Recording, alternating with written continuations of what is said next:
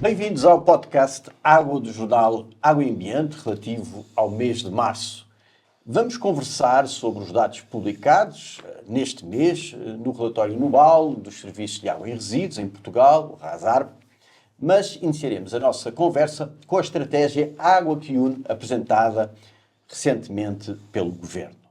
Connosco temos, como habitualmente, o João Pedro Matos Fernandes, consultor do Instituto do Conhecimento da Abreu Advogados, e o Diogo Faria de Oliveira, administrador da Defining Future Options, ambos residentes do podcast sobre a água do jornal Água e Ambiente. E hoje, como convidado, contamos com o Pedro Perdigão, CEO da Indaqua. Indaqua que entra agora em força em Espanha para concorrer às concessões que os ayuntamentos lançam. Só este ano são 100. Parabéns por isso. E é uma grande aventura seguramente, e é um gosto ter aqui o Pedro Perdigão. Aliás, no último podcast o Diogo nomeou o próprio Pedro Perdigão como a figura do mês, exatamente por esse feito.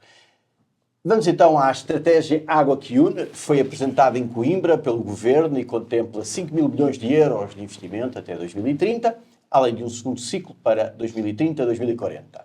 O plano inclui quase 300 medidas entre ações e investimentos com o objetivo de garantir a gestão sustentável dos recursos hídricos em todo o território nacional ao longo dos próximos 15 anos.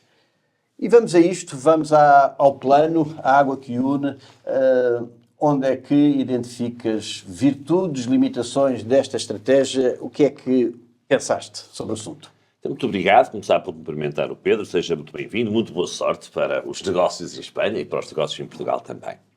Bom, sobre a Água que Une, em primeiro lugar, temos uma estratégia. E só isso é obviamente positivo. A estratégia é essa, que tem algumas coisas preocupantes, mas, em minha opinião, tem mais coisas positivas do que preocupantes. É, de facto, uma visão muito tecnocrática, mas muito baseada em números, e é bom que seja baseada em números.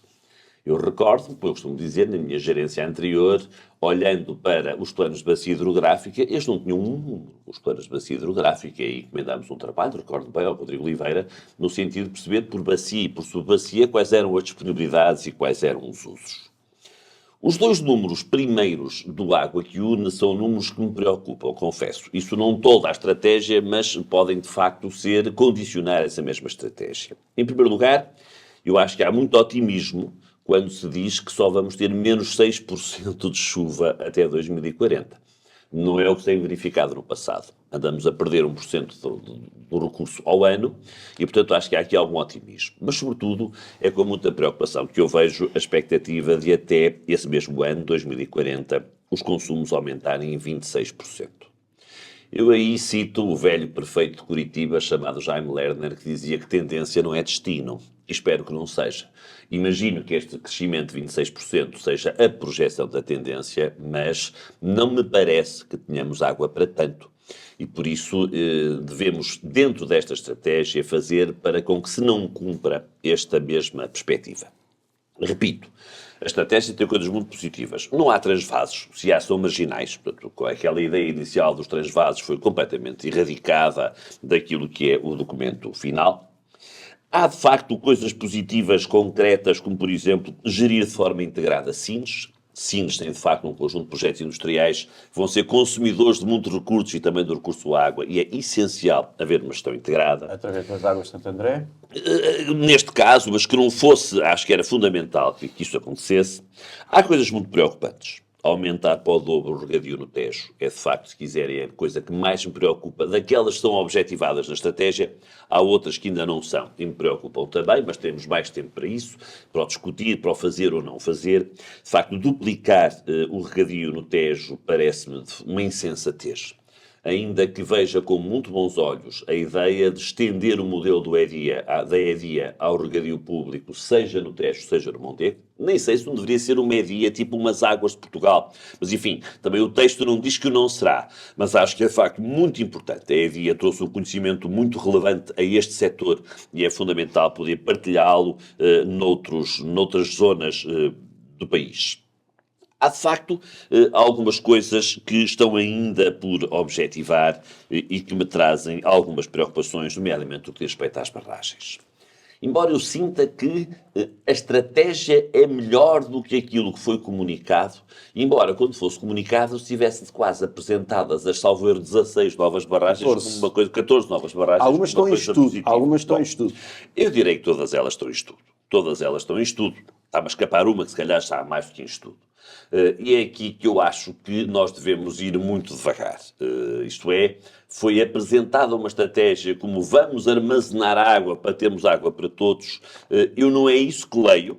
E fico mais satisfeito com a leitura mais aprofundada do que com a leitura mais perfunctória que veio das notícias. Eu já o disse aqui, na reunião anterior, eu acho que há mesmo a barragem que Portugal precisa, não sei se chama Alvite, mas é certamente no Ocreza, com o objetivo seminal de assegurar a regularidade dos caudais do Tejo. Ela está na estratégia, ainda que de forma muito recuada, com uns asteriscos, a estudar, mas aquilo que eu sinto é que palavras como a eficiência hídrica, como reduzir as perdas de água, como utilizar água residual tratada, ainda que se possa dizer que esta ideia de eficiência e da utilização da tecnologia é muito dos anos 80, muito tempo em que os Duran Duran estavam nos tops, eu sinto que neste caso concreto a eficiência é mesmo importante. E aquilo que eu leio é que é ela que está em primeiro lugar nesta estratégia. Quando depois vamos ver os números e os aumentos das disponibilidades, obviamente que eles não resultam da eficiência e resultam da construção de novas barragens. Eu acho que nós estamos muito longe de as vir a construir, o tempo dirá, mas concluo como comecei. Ainda bem que há uma estratégia quantificada e que há uma estratégia que podemos discutir. Certamente ela não vai ser concretizada a 100%. Acho que quem a elaborou nem tem essa própria expectativa. Mas há aqui uma estratégia para podermos discutir e onde já agora, apesar de quem apareceu a apresentar no Telejornal da Noite foi o Ministro da Agricultura, eu acho que a Agricultura não ganhou tanto como se temia que viesse a ganhar. Uma pequena nota. Referiste que a estratégia era bastante tecnocrática. Isso é mau? E uma estratégia muito tecnocrática tende, em meu entender, a ser muito antropocêntrica. E isso, como princípio, não é bom. Ok. Mas eu reconheço que é essencial termos números por subbacia, termos expectativas de consumos e disponibilidades para podermos desenhar o que vamos fazer. Percebendo sempre que a água não é um bem que se transaciona como qualquer coisa que se guarda num armazém. Ela pertence aos ecossistemas, é neles que está e, de acordo com essa estratégia, é neles que continuará a estar, porque os transvasos não estão previstos. Sim, senhor. Diogo, temos no Diogo um fã do plano Água Tuna. Bom, antes de mais e antes de irmos à Água Tune, bem-vindo Pedro e parabéns mais uma vez pelas vitórias em Espanha e votos de muito sucesso. Eu antes de ir àquilo que é bom e àquilo que é mau, gostava de explicar o que é aquela estratégia não é, ok? Portanto, tal como eu disse da última vez que estive aqui, aquela estratégia não aparece no quadro formal do país e do planeamento. Não é um decreto, não é uma lei. Há uma lei da água. A lei da água por baixo tem o Plano Nacional da Água. O Plano Nacional da Água por baixo tem as regiões, os planos de bacia por região. E tem uma outra coisa que chama planos específicos, como seja o PENSARP ou o NAPAI. Pronto. E esta estratégia não cabe aqui. É uma visão, no fundo. É uma visão, exatamente. Ela serve, como é dito lá, para dar suporte ao Plano Nacional da Água, que devia estar, e Deus queira que esteja pronto em 2026, em vigor, e para criar um novo plano que se chamam REGA, não é? Portanto, é um documento de apoio à decisão. Também não é um plano reformista, e aqui estamos de acordo. Não aparece ali a reforma do setor, não aparecem ali novas instituições, ou revisão das instituições.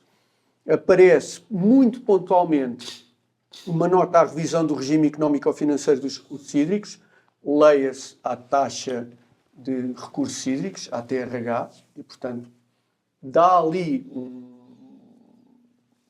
uma nota muito leve que vão mexer na TRH, e também dá uma nota muito leve em que tem de reforçar as capacidades da Autoridade Nacional da Água, da APA, leia-se fazer alguma reforma na APA, embora não seja isto que esteja lá escrito.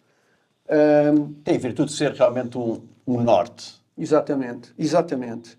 Também não há referências às águas pluviais, ao contrário do PENSARP, que introduz a novidade de querer gerir mais Concordo. profissionalmente as águas pluviais, ali nada, não há nada sobre as águas pluviais. Então, o que é aquela estratégia? Basicamente é um grande plano de investimentos, ok? Plano de investimentos esse que a certa altura temeu-se que tivesse muito captado pela agricultura, ok? Mas nem é o caso. Está muito equilibrado. Se formos ver, o plano de investimentos são 5 mil milhões, tem 1,9 mil milhões para recursos hídricos e barragens multiusos e gestão dos rios, tem 1,9 milhões para o setor agrícola, para a gestão hidroagrícola, e tem 1,2 milhões para o ciclo urbano da água. Portanto, está muito equilibrado, é um plano muito equilibrado nesse aspecto. Uma última nota, são 5 mil milhões que se somam aos 5 mil milhões do Pensar 2030. Na realidade, aqui 5 mais 5 não são 10, na realidade, aqui 5 mais 5 são 9, porque há um bi, há 1.000 milhões que se sobrepõem. Isso é só muito bem. Mas onde é que vamos arranjar tanto dinheiro? Eu vou regressar aqui ao João Pedro fazer uma pergunta. Isto é uma visão que pode ser seguida amanhã por um governo socialista? Eu acho que nenhum governo que venha a seguir a este, seja ele socialista, seja ele um governo liderado pelo Partido Social Democrata com outro ministro ou outra ministra, vai fazer tábua rasa de uma estratégia como esta. Acho que, nós temos um problema de gestão de recursos hídricos e nem que seja para reformular, para rediscutir, para reabrir o problema em algumas das medidas concretas, eu acho que está aqui um documento que é, de facto, um documento basilar para o que vier a ser feito nos anos mais próximos. Muito bem. E agora passamos a bola ao Pedro. Pedro, como é que olha para aquele plano, que também chamado de estratégia Água que Une? Bom, antes de mais agradecer o convite e a oportunidade de estar aqui. Acho que o Jornal Água e Ambiente tem um papel muito importante na reflexão no setor e acho que este formato também. Portanto, é um gosto de estar aqui. Muito obrigado. Em relação... E aos meus Obrigado, nós. Em relação à estratégia Água que Une, eu vejo coisas positivas, como em tudo na vida, e coisas negativas, e se calhar começaria pelas negativas para deixar assim um tom melhor. Portanto, eu, por estratégia, estaria à espera de mais do que um plano de infraestruturas, como já disse aqui o Diogo.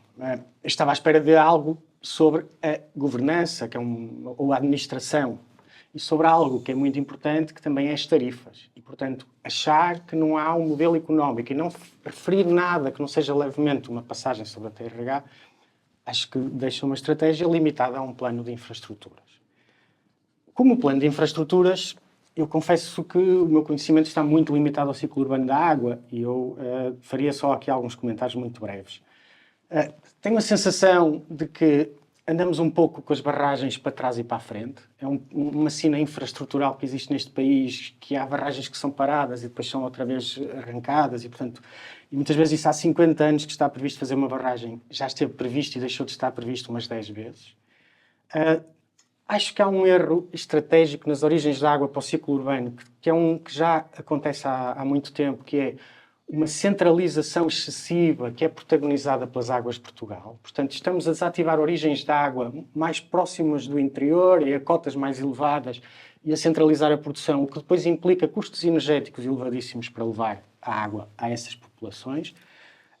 E o último ponto é que, quer dizer, eu não conheço o plano, conheço só uns slides e fico um bocado surpreendido com o detalhe que tem alguns investimentos para as Águas de Portugal. E confesso que já tenho aqui algum receio que isto seja abrir a porta para depois priorizar novamente as Águas de Portugal nos fundos. Mas deixe-me ir à parte boa, e que é muito rápida, que é, acho que é um plano honesto no sentido em que diz a toda a gente que as necessidades de investimento são enormes. Primeiro ponto. Segundo ponto, que não há dinheiro, não há subsídios, não há dinheiro grátis que chegue e refere explicitamente que é preciso investimento privado. Não acho que chega só pedir investimento privado, é preciso mais condições para haver esse investimento privado, mas acho que é honesto no sentido em que diz. Sim, senhor. Muito bem. Então, Água que Une, uma boa visão para o setor da água, mas identificaram aqui algumas lacunas. A questão das águas pluviais, a questão da governação, também uma vertente importante e que é uma das preocupações, ou está no programa do próprio Governo, gerir essa governação. Governação, aliás, que o Conselho Europeu tem chamado a atenção para a necessidade de emprestarmos mais a essa área. E depois uma outra área, que é as águas residuais, que também o plano não fala das águas residuais e da necessidade que existe de melhorarmos o seu tratamento e a sua própria recolha. Mas muito bem, fica aqui as vossas opiniões sobre esta estratégia. E passamos ao RASARP. O RASARP divulgou, por estes dias, foi divulgado o relatório anual dos serviços de águas e resíduos em Portugal, o RASARP, com dados que permitem avaliar o desempenho dos setores da água e dos resíduos em 2023 em matéria de qualidade de serviço prestado aos cidadãos portugueses em 3 serviços essenciais: abastecimento de água, saneamento de águas residuais e gestão de resíduos urbanos. Naturalmente, aqui o que nos interessa é a água. Novidades não as há. A estagnação de vários indicadores relevantes, quando não mesmo o recuo, é uma marca do RASARP.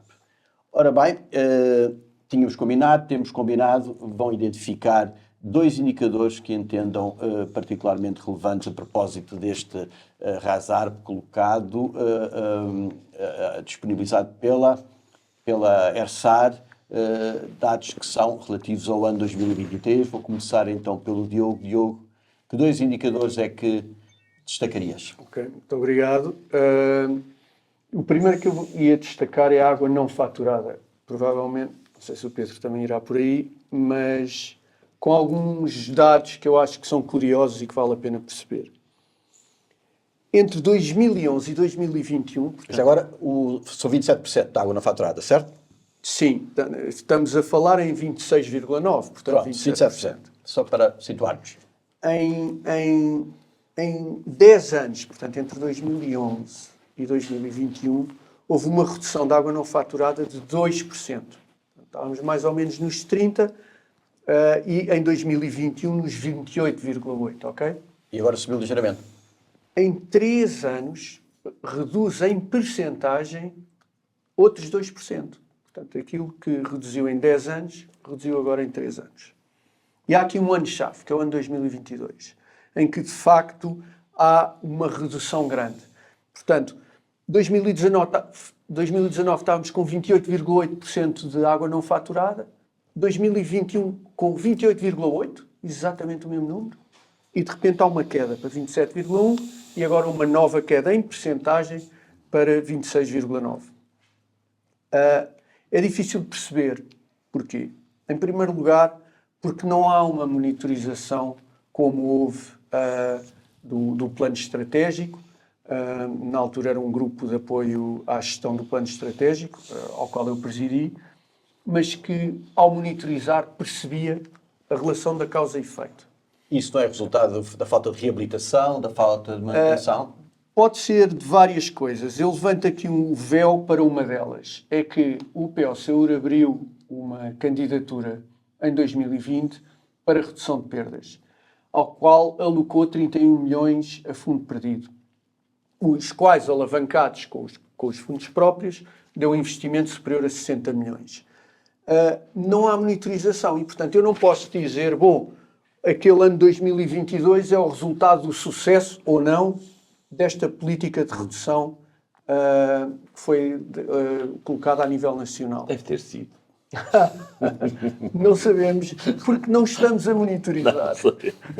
Não sabemos porque não estamos a monitorizar. De qualquer maneira... Aproveitar a oportunidade. Claro. Não há muitas. Não há muitas, exato. Em 2023, embora em percentagem o valor seja menor, em volume real de perdas é maior. Okay? Isto deve-se porque o denominador cresceu muito. Nós vimos em 2023 a água efetivamente faturada a passar pela primeira vez na nossa história a barreira dos 600 milhões de metros cúbicos num ano. Okay? E está em quanto agora? São 611 milhões. Okay. E como o denominador cresce muito, a percentagem decresce. Agora diga-me uma coisa, falo já de seguida do... Força. Então, isto era o que eu tinha a dizer sobre a água não faturada. Água não faturada, ok. Portanto, é um indicador que tem de ser bem interpretado. A percentagem só não diz muito, é preciso ir perceber o que é que se está a passar. E é bom que se retenha isto. a água efetivamente faturada deu um grande salto. E, portanto, pela primeira vez passa os 600 milhões. Ok. Bom, o segundo indicador que eu tinha é o custo que esta água tem para a população. Portanto, o encargo médio do utilizador final. Espero não ter acertado em cheio nestes dois. Bom, Gasta-se mais, não é? aumentou entre 2019 e 2023 16% em valor absoluto, no total. Portanto, estávamos em 2 euros entre água e saneamento e agora são 2,32 euros. Custo ao utilizador doméstico não é preço da água, é o custo. É o o que custo ela do serviço. custa a um utilizador doméstico. Nem sequer é à indústria, nem ao comércio, nem não sei o quê. Bom, o que é que isto nos diz? Diz-nos, em primeiro lugar, que estamos a aumentar o custo para o utilizador a uma velocidade maior do que a inflação, incluindo uma redução que houve no ano do Covid. Portanto, em 2022, o preço ao utilizador desceu. Isso é um bocado paradoxal na medida em que não há investimento na reabilitação nem na manutenção, ou haverá, mas não há o suficiente, está muito longe daquilo que seria o suficiente. Eu não diria paradoxal, mas é por isso é que eu escolhi estes dois. É porque o movimento que se está a fazer é no sentido de aumentar as receitas por via da tarifa e não olhar para os custos, ok? Quando aquilo que se devia estar a fazer era reduzir as ineficiências para evitar estes aumentos de preço ao consumidor. E por isso é que eu trago estes dois, para se perceber que tem de se fazer um esforço muito maior na eficiência, de maneira a que, inevitavelmente, vai acontecer nos próximos anos, não sei quando, mas vai, alguém começa a dizer, já chega de subidas de tarifa, vamos lá apostar em descidas de custos. Muito bem. Ok? Ineficiência ou eficiência é coisa que não tem existido muito, na perspectiva do Pedro. Não estou desalinhado, pois não? Não. Na minha perspectiva, não. Eu gostava, só para não ir às novidades, de apresentar um bocadinho as não novidades, porque, de facto, já começa a ser entediante ler o RASARP, é como se estivéssemos a ler o RASARP do ano anterior, não é? E há 3 características da estagnação, que já aqui foi dita, quer dizer, há gráficos de distribuição da avaliação dos indicadores e parecem a meseta ibérica, tem uns sobressaltos quando muda a fórmula dos indicadores. Há a insustentabilidade, que é crónica, 143 municípios não cobrem os gastos, que correspondem a 30% da população e a 100 milhões de euros ano. Há 30% da população são os contribuintes que são chamados a pagar o serviço. E eu não estou a contar aqui as agregações das Águas de Portugal que conseguem, com o déficit tarifário, registar rendimentos que as gerações futuras vão de pagar. E o terceiro ponto, que já foi dito aqui pelo Diogo, é da ineficiência, quer a hídrica, quer a energética. Eu gostava de dar aqui uma boa notícia, que é os 3 municípios que reduziram o volume de água não faturada mais, percentualmente, relativamente, nos últimos 5 anos, foram Vila de Rei, São João da Pesqueira e Entroncamento. São todos pequenos, que eu saiba são todos públicos e, portanto, são os que eu destacaria aqui e que me leva também a uma espécie de paradigma inquestionável que é as agregações são o progresso. Pronto. Os meus indicadores, onde eu encontrei novidades, porque me surpreenderam, são os gastos totais. Portanto, um bocadinho na linha do que diz o Diogo, a soma dos gastos de todas as entidades gestoras, que aumentaram nos últimos 5 anos, por alojamento com serviço disponível, 4,2% ao ano. E isto é muito acima da inflação. Portanto, note-se que o próprio RASARP refere numa altura em que houve uma forte concentração. 1/3 das entidades gestoras desapareceram, agregaram-se. E outro indicador que eu falaria é do aumento do consumo. O aumento do consumo nos últimos 5 anos foi, no doméstico, 2% ao ano. O que, tendo em conta que a população cresceu 0,6%, já estou a usar aqui dados mais recentes para considerar, assim, nós temos um crescimento muito significativo do consumo. E em paralelo, e apesar do custo das tarifas estar acima da inflação, o rendimento das famílias esteve muito acima da inflação. Portanto, o que acontece é que a acessibilidade aumentou. O peso da fatura de água e saneamento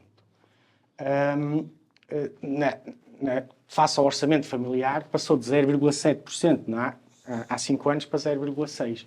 Portanto, ficou mais acessível. Portanto, eu acho que, talvez, considerar que é com a educação ambiental que vamos procurar que o consumidor tenha um comportamento mais eficiente e achar que é com a concentração, com a agregação, que vamos trazer eficiência para o setor, acho que fica demonstrado que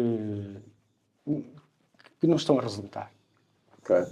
Como é que se consegue agregar mais eficiência?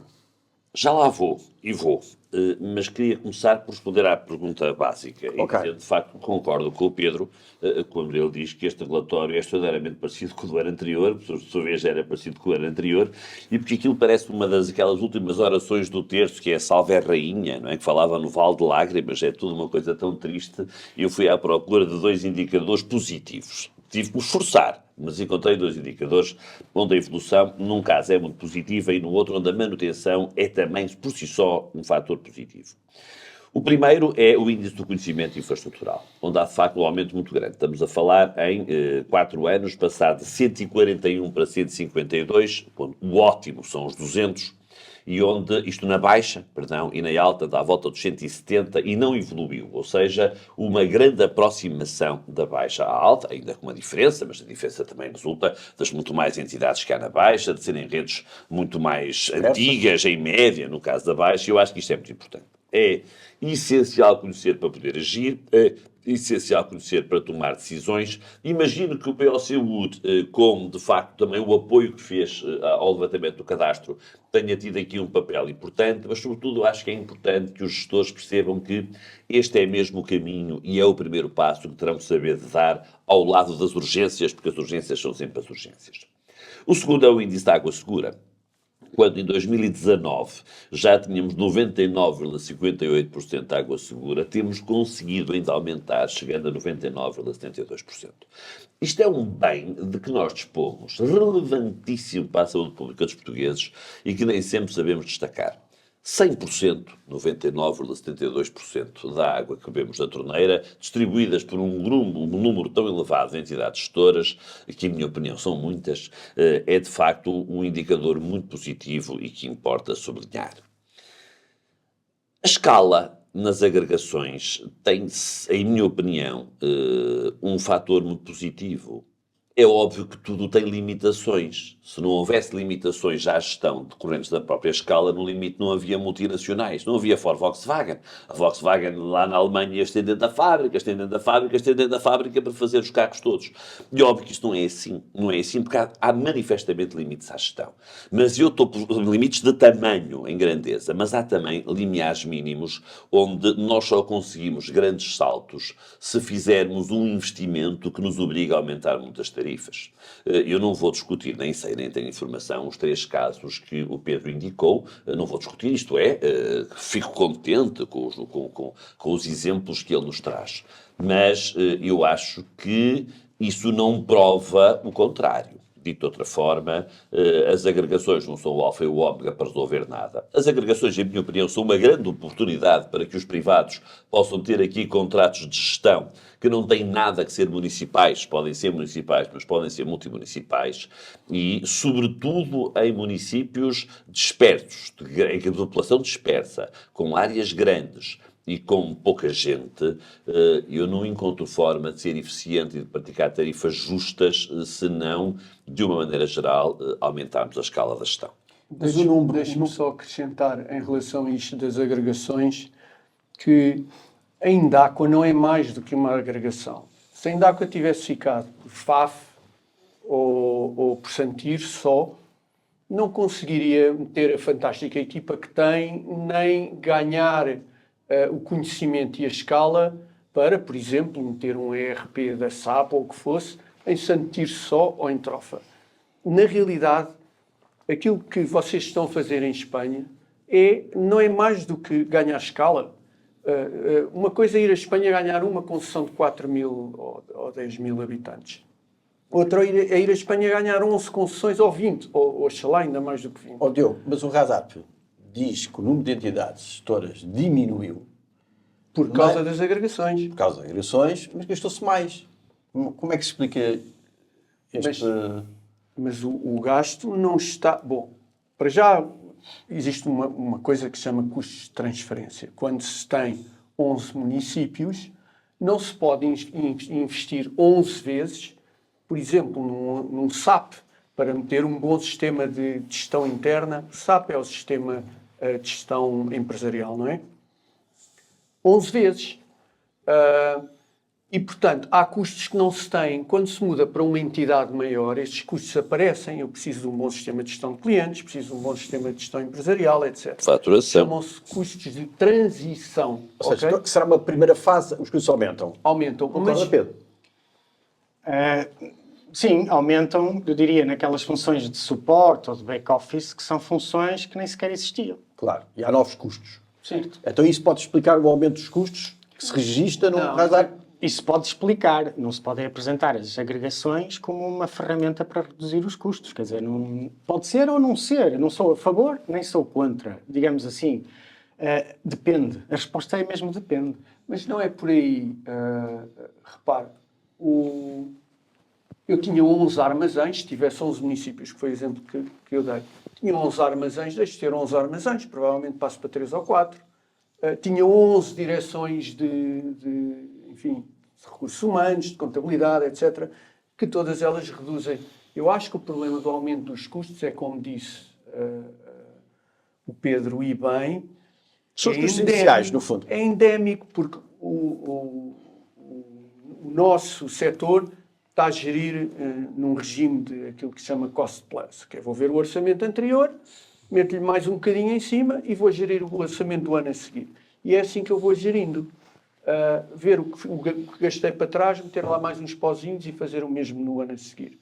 E por isso os custos não têm em conta esta necessidade de olhar para a eficiência, não é? E é isto que está a acontecer há anos, e é por isso é que isto é repetitivo, e por isso é que nós já vimos o filme tantas vezes. Não é porque se agregam ou porque não se agregam, é porque há aqui um status quo que tem de mudar. E chegamos outra vez à eficiência. E estamos a terminar. Mas, já agora, a propósito de eficiência, querem dizer qualquer coisa a propósito de como é que se poderia trabalhar essa eficiência, de uma forma geral? Começar aqui pelo Pedro. Pedro. Sim, espero não me demorar, mas algumas coisas que gostava de dizer. As agregações são uma ferramenta e todas as ferramentas bem utilizadas são boas, mal utilizadas são más. As agregações que temos não surgiram porque havia economias de escala. Surgiram porque houve orientações políticas, houve orientação de subsídios para que elas se formassem. E, portanto, elas não são são casamentos de interesse e que se romperão à menor dificuldade política, como eu, infelizmente, antevejo. E sim, em Espanha há 8.000 municípios, muito mais pequenos, em média, que o português, e não há nenhuma política de agregações.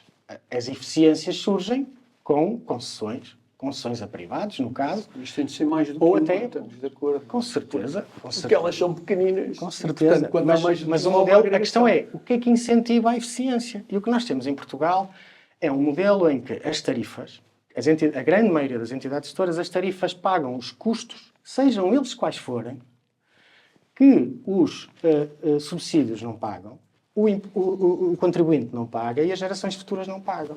E, portanto, como é indiferente economicamente para toda a gente quais são os custos, eles vão continuar a subir. Portanto, o que falta aqui, e eu lamento, mas o único modelo onde vejo isso na gênese é nas concessões, o que falta aqui é trazer algum risco. Risco para o bom e risco para o mau. E as concessões trazem isso. Não?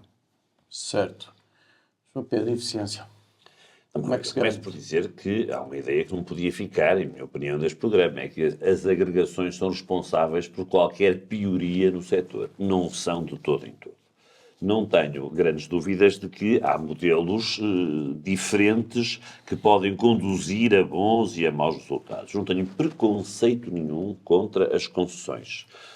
Reconheço que, se calhar mais por culpa daquilo dos próprios concessionários, que a inexistência de vontade de haver concessões hoje, isto é, o mercado está parado, não é resultado de nenhuma orientação política. Se houve, objetivamente, orientações políticas, é isso que é mesmo fazer política, no sentido de valorizar as agregações, não conheço, nem do meu tempo, nem de outros tempos, orientações no sentido oposto. E aquilo que eu conheço até é algumas autarquias que rescindiram os contratos que tinham ou que não os quiseram continuar.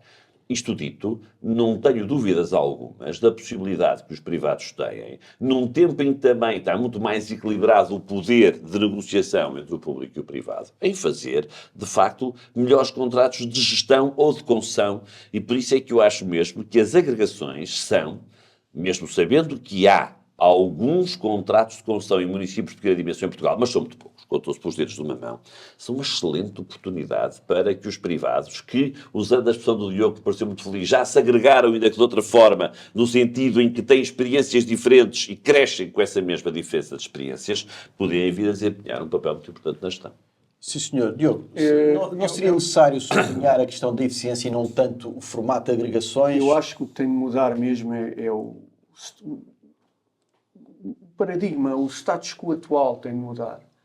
Concordo que as soluções das concessões a privados são uma das possíveis, um dos possíveis modelos de gestão para melhorar a eficiência, e isso é factual, é científico, é fazer as contas, está demonstrado, mas também entendo que eu em tempos atrás falei, para mim há subsídios bons e subsídios maus.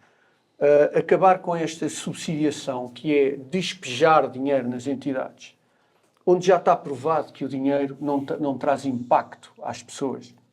E é dinheiro público e tem de trazer impacto às pessoas. E em vez de despejar este dinheiro, colocá-lo como um incentivo, ou seja, ligar o subsídio ao desempenho, ligar o subsídio aos resultados. Fazer aquilo que a Troika fez com Portugal. Ou seja, se querem dinheiro, a gente vem cá de 6 em 6 meses, vê como é que vocês exportaram nos 6 meses anteriores e, em função de terem cumprido os objetivos dos 6 meses, eu despejo aqui mais não sei quanto para os 6 meses seguintes. Aquilo resultou com Portugal. E eu sou fã desse tipo de política. Usar os subsídios públicos como um incentivo e não despejar dinheiro só por si. E, portanto, dizer aos municípios, toma lá 1 milhão, reduz as perdas em 2% e quando acabares de reduzir em 2%, então logo se vê se eu te dou mais 1 milhão ou não. Ou 2, ou o que for, para o objetivo seguinte. Uma metodologia nova, no fundo. Diferente. Tem de ser porque se continuarmos a fazer o mesmo, vamos continuar a ter os mesmos resultados. Muito bem. Vamos então para a parte final do nosso podcast. E ela é dedicada à indicação, nomeação da decisão e da figura do mês. Podemos fazer as duas, e não fazer duas rondas. E começo pelo meu lado direito. João Pedro, decisão. O meu personagem do mês é o São Pedro. São Pedro é o meu personagem do mês, pela muita chuva que nos mandou, e para que nunca nos esqueçamos que por muita tecnocracia que existe aqui, estamos a falar de um recurso natural incerto e por isso devemos sempre ter esta perspectiva. Ainda bem que o São Pedro foi a personagem do mês, do meu entender, nos ajudou e nos continua a ajudar. Se calhar chegaremos ao final do próximo mês e o São Pedro não voltarei a nomear, mas se calhar vai merecer outra vez a mesma nomeação. Mas sobretudo é percebermos isto. De facto, vivemos num recurso que é escasso, cada vez mais escasso, e portanto não podemos, por muito que o São Pedro tenha sido nosso amigo, achar que ele vai ser nosso amigo nos meses mais próximos, e temos de ser cada vez mais eficientes e gerir cada vez melhor. A decisão do mês foi o juntar os municípios à volta de Viseu, às Águas de Douro e Paiva, sem aumentar as tarifas, num processo desejado por todas as partes, num processo onde manifestamente nada foi feito à bruta, e eu lembro muito bem dessas coisas serem feitas à bruta em tempos passados, e num processo onde eu espero sinceramente que haja cimento entre estes municípios que agora se juntam, para que se agreguem na Baixa e façam uma concessão a uma entidade privada que possa fazer essa gestão por junto. Muito bem. Diogo. Deixe-me dizer que a sua personagem do mês deu-me uma molha a vir para cá das grandes. É meu amigo, deve ser por eu ser Pedro também. A minha personagem do mês é o José Sardinha. das Águas de Portugal. José Sardinha deixou agora de ser administrador da holding, mas ele foi administrador em empresas do Grupo Águas de Portugal durante 25 anos seguidos. E, portanto, muito do que é do grupo e muito do que é o Sardinha confunde. Para mim é um gestor com uma visão muito grande. Teve nas Águas do Oeste, teve na Cimar Sul, teve na EPAL, teve na SGPS, na Casa Mãe. Devo-me estar a esquecer de alguma, mas pelo menos nestas As principais. Durante 25 anos seguidos, ele tem um percurso em que o percurso dele se confunde com o percurso das Águas de Portugal. Tem imensos sucessos, tem muitas coisas da sua visão que não implementou, mas está de parabéns, 25 anos é obra, especialmente tendo apanhado sucessivos governos de várias cores e tendo conseguir provar que está ali por mérito e não por interesse. E a decisão? A minha decisão é esta estratégia água que une, mas neste caso por uma infelicidade. Uma infelicidade que já vem de trás. Eu acho que espero que não seja um estigma do setor. O Pensarp 2030 foi aprovado no último Conselho de Ministros, quando o governo do António Costa estava de saída. No último. A estratégia água que une foi apresentada um dia antes deste governo cair. E, portanto, espero que isto não seja uma profetização dos planos seguintes, mas, neste caso, não estou a falar da estratégia, enfim, pelo seu sucesso ou pelo seu mérito, estou a falar por uma infelicidade. Aparece no último dia do governo. Está-me a lembrar daquela música dos Heróis do Mar, do Eu Não Sou Supersticioso, mas o pai dela dá bazar, não é? Ora bem, Pedro, figura do mês e decisão do mês. Eu, figura do mês, concordaria com o São Pedro. Nós só nos lembramos dos últimos tempos e, portanto, só nos lembrávamos do tempo de escassez. Agora espero que não nos comecemos a lembrar só do tempo da abundância. Relativamente à decisão, eu usaria exatamente a mesma de Viseu e das Águas de Douro e Paiva, mas pela negativa. E usaria pela negativa pelo seguinte. Primeiro, as tarifas não sobem, mas iam descer e deixam de descer. E eu acho que isto não é do conhecimento das populações servidas pelas Águas de Douro e Paiva. Portanto, acho que esta falta de transparência não ajuda.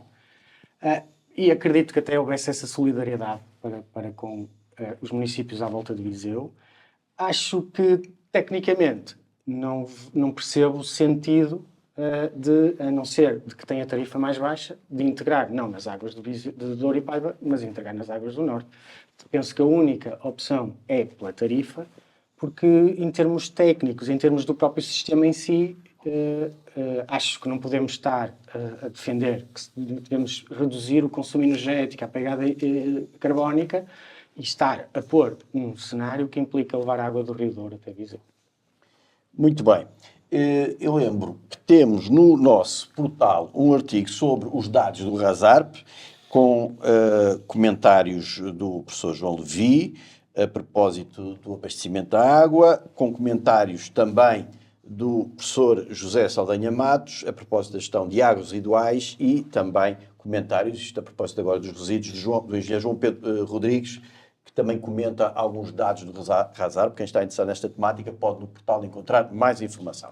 E foi assim o podcast da água do jornal Água e Ambiente, podcast de março, dedicado à estratégia Água que Une e aos dados, aos mais recentes dados sobre o setor da água que o país tem à sua disponibilidade. Quero agradecer ao Pedro Perdigão pela sua presença, o nosso convidado. Muito obrigado. Muito obrigado. CEO da Endagua. E agradecer também, naturalmente, ao João Pedro Matos Fernandes e ao Diogo a vossa participação. Muito obrigado. Até ao próximo mês.